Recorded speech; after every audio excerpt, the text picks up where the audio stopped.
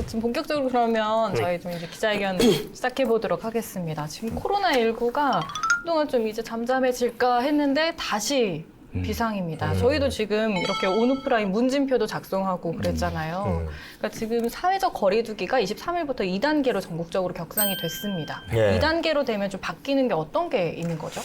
일단은 지금 사회적 거리두기를 방역 조치나 강도에 따라서 1단계부터 3단계로 나눈 겁니다. 네. 그동안 이제 1단계였는데 1단계는 이제 집합 모임 행사나 뭐 스포츠 행사, 다중시설 뭐 제한적으로 또 완화된 상태로 사회적 거리두기를 했다면 2단계는 사실은 조금 강화가 되는 겁니다. 네. 예를 들어서 실내에 50인, 실외에는 100인 이상의 집합 모임 행사 이런 게 이제 다 중단이 되는 거고요. 스포츠 행사는 이제 무관중 경기. 지금 이제 뭐 프로야구라든지 프로축구 다 무관중으로 되죠. 그리고 다중이용 시설 같은 경우 공공시설은 중단이 되고 네. 민간 시설에 대해서는 권고를 하면서 준수를 이제 요구를 하게 되는 거죠. 그리고 이제 나머지 학교, 유치원, 어린이집은 등교 수업하고 원격 수업을 병행하는 어떤 개념. 자, 이런 상황인데 3단계는 이제 최고강도잖아요. 네. 그렇게 되면 거의 모든 것들이 제한이 된다고 봅니다. 일단은 뭐 집합 모임 행사는 10명 이상은 무조건 금지가 되고요. 야외든 실내든 스포츠 행사가 다 중단이 됩니다. 프로야구 중단되는 거죠. 아예 하지 못하는 아예 하지 네. 못하는 거죠. 경기가. 그리고 다중이용 시설도 운영 중단되고 민간 시설까지도 중단이 됩니다. 그 외에 학교 같은 경우는 다 원격 수업을 하거나 아예 휴업. 3단계까지 아직 가지 않았지만 3단계로 가게 되면 그 부분은 좀 고시를 할 필요가 있을 것 같아요.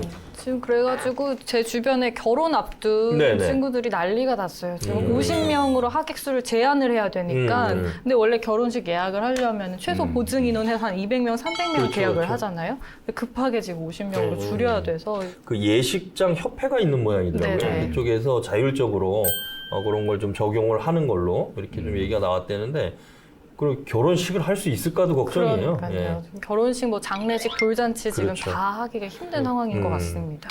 그래서 전국적으로 그래서 또 행정명령도 코로나19과 관련 행정명령도 네, 내려졌죠. 맞습니다. 우리 그 국민들께서 네. 뭐 법 시행령, 시행 규칙은 익숙하셔도 행정명령에 대해서는 생소하신 분들이 많으실 텐데 행정명령은 행정기관이 행정 목적을 위해서 직권으로 내리는 명령입니다. 그래서 각 지자체에서 마스크 착용을 의무화하던가 네. 혹은 종교시설에서 뭐 집회를 금지하던가 이런 행정명령을 내리고 있는데 감염병법 제49조에 의하면 지자체장이 정말 다양한 행정명령을 내릴 수 있게 되어 있어요. 네. 그 중에 하나로 이제 원주시에서 강원도 최초로 마스크 착용을 의무화하는 행정명령을 내렸습니다.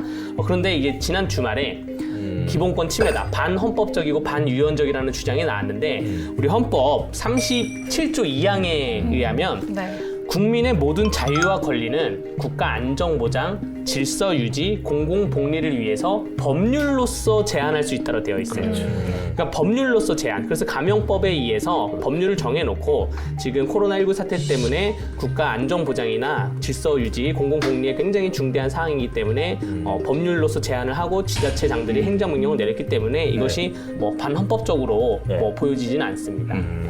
그럼 우리가 통상적으로 법률에는 처벌 규정이 있잖아요. 네. 그러면 지금 말씀하시는 행정명령 같은 경우는 지키지 않을 때는 어떻게 처벌합니까? 그 아마 그 개별 법에 따라서 과태료 정도로 묻는 건데 과태료 한 300만 원 선에서 처벌을 묻을 겁니다. 이 사안에 따라서 이게 아마 지금 TV를 보고 계신 여러분들이 휴대폰을 손에 들고 계시다면 법령을 검색해 보시면 감염병 예방 및 관리에 관한 법률, 감염병법이라 그러는데 네. 그 49조에 조치가 한 14가지 조치를 취할 수 있게 나와 있어요. 아하. 예, 이 그중에 이제 하나가 마스크 착용 혹은 뭐 흥행 집행 금지고요.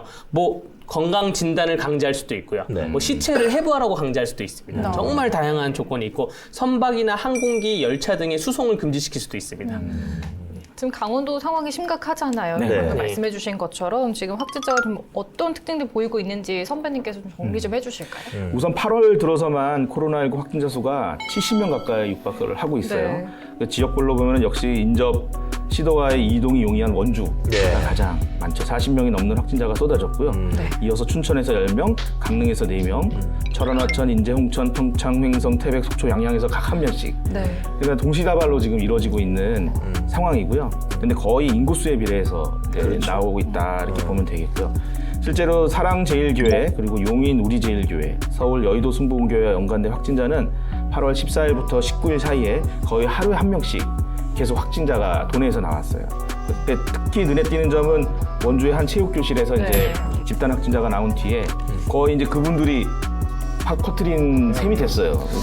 그러니까 너무 안타까운데요. 그러니까 18일에 무실동 체육교실에서 14명이 이제 한꺼번에 받은 뒤에 확진자의 아버지, 어머니, 동생, 그리고 가족과 그 가족에게 또 접촉한 12명이 이제 차례로 확진자가 됐고요. 지금도 그 검진이 계속되고 있기 때문에 아마 더 확산될 가능성이 있지 않을까 이렇게 생각합니다. 이 확진자 특징 말씀해 주셨는데 각 지자체의 확진자 정보 공개하는 게 굉장히 특징적입니다.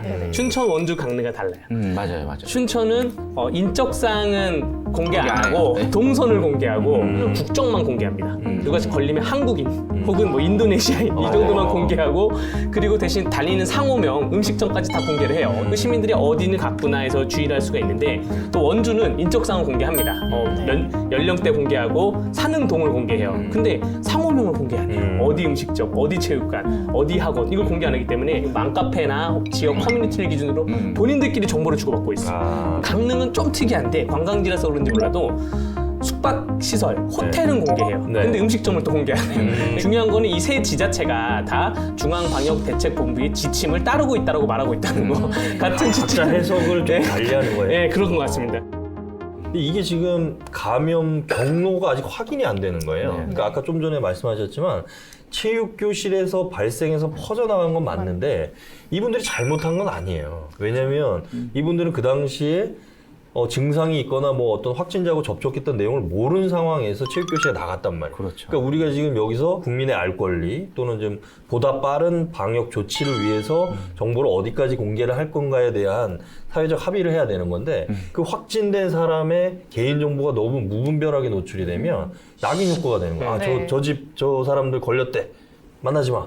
그러니까 이게 사실은 사랑제일교회나 광화문 집회 참석자들하고는 분리해서 봐야 되는 거죠. 내가 확진됐다는 이유 하나만으로 내 모든 게 까발려지고 내가 마침 뭘 잘못했다고 지탄을 받는 상황으로 가서는 안 되는 거예요. 그리고 또 지금 학생들 사이에서 감염이 이루어지면서 네네네. 좀 2학기 수업도 좀 어떻게 해야 될지도 불투명해진 상황입니다. 그렇죠. 좀 어떻게 되고 있죠? 그 우려했던 대로 정부의 사회적 거리두기 2단계를 어제 이제 어제부터 실시하면서 강원도교육청이 긴급 휴일임에도 불구하고 네. 회의를 했죠. 그래서 긴급 국가장 회의를 해서 결정한 것은 등교 인원 제한 조치를 하겠다. 유치원, 초중학교는 학교 밀집도를 3분의 1 이내 등교를 시키는 거고 고교는 3분의 2 이내로 유지하기로 했고요. 이렇게 되면은 학사 일정이 또 이제 엉망이 될 가능성이 높죠. 예. 특히 맞벌이부의 보육 문제가 1학기에 이어서 이제 다시 대두될 테고요. 방과 후 강사 생계도 상당한 악영향, 일자리가 사라지게 됐죠. 또 하나 문제는 이제 학업 능력 저하입니다. 특히 강원도는 그동안 그 문제로 인해서 상당히 많이 지탄을 받아왔는데 그 영상 강의 등을 하면은 제 아들도 영상 강의를 하는데 이거를 제대로 차분하게 들을 수가 없어요. 그렇죠. 1.5배속이 가능하거든요. 그럼 엄청 빨리 들어요. 그럼 뭐 필기를 하느냐? 할 수가 없죠. 그거는 속기사가 아닌 다음에야. 그런데 하루에 오후 3시나 4시에 끝날 수업이 오전 10시면 끝나는. 그렇게 되면 남는 시간에 뭐 하겠어요? 학업에 집중이 안 되는 거죠. 이게 다른 걸 찾고 그동안에는 이제 PC방을 갔었는데 이제 PC방도 안 되니까 이제 뭔가 딴 거를 찾을 텐데 상당히 이제 부모님으로서도 뭐를 애를 뭐 학원을 과외를 시킬 수도 없고 학원을 보낼 수도 없고 상당히 애매한 어려운 상황에 지금 네, 봉착합니다. 학부모님 입장으로서도 좀 걱정이 느껴져요. 그러겠어요. 그러니까 저 아예 운동을 시키고 싶은데 뭐 네, 운동을 해도 사람 안 모여야 되죠. 되고 또 어렵습니다 지금. 그러니까 우리가 한 번도 경험해보지 못한 것들이 쏟아져 나오니까 우선순위로 해서 하나씩 해결해 가는 방법 외에는 이거를 동시에 다 충족할 만할 수 있는 대책? 그게 있지 않을까?